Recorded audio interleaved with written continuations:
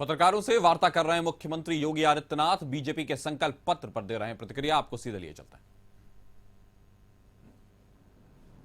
पहला ये चुनाव है जिसमें आत्मनिर्भर और विकसित भारत की संकल्पना को लेकर के चुनाव लड़ा जा रहा है और भारतीय जनता पार्टी ने अपने संकल्प पत्र में इन सभी बातों का उल्लेख भी किया है। मोदी जी की गारंटी इस देश के हर तबके के लोगों के लिए एक प्रमाण है। यह देश की अस्मिता का हो, भारत की सुरक्षा का हो, भारत की आस्था का हो, भारत की अर्थव्यवस्था के संरक्षण और संवर्धन, इन सभी को लेकर के मोदी जी की गारंटी इस संकल्प पत्र का आधार बना है। और इसमें जिन 4 स्तंभों को ध्यान में रख के कार्य किया गया है,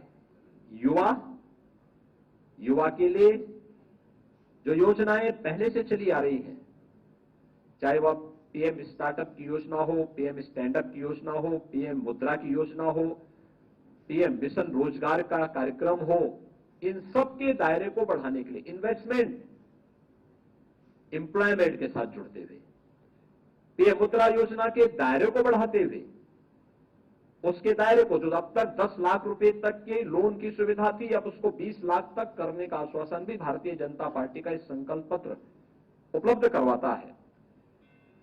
ऐसे ही नारी शक्ति के लिए मातृवंदना योजना से लेकर के नारी शक्ति वंदन अधिनियम पारित होने तक संसद और विधानसभाओं में भी 33% आरक्षण की गारंटी तो देता ही है, लेकिन इसको प्रभावी क्रियान्वयन भी होना है। 3 करोड़ लखपति दीदी बनाने के लक्ष्य के कार्यक्रम को आगे बढ़ाना, और यह अभियान आगे बढ़ेगा। इसके लिए भी भारतीय जनता पार्टी ने अपने संकल्प पत्र में इसका उल्लेख किया है। अब तक 10 करोड़ महिला स्वयंसेवी समूहों के माध्यम से ये कार्यक्रम आगे बढ़ाने के कार्य किए गए थे। अभी इसके दायरे को बढ़ाने की भी बात संकल्प पत्र कहता है। और यही नहीं, जब हम गरीब की बात करते हैं तो गरीब में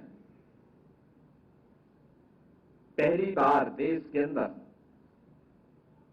इस देश के श्रमिक वर्ग को कहीं पहुंच पाया है, उसकी पहुंच हो पाई है। कोरोना कालखंड में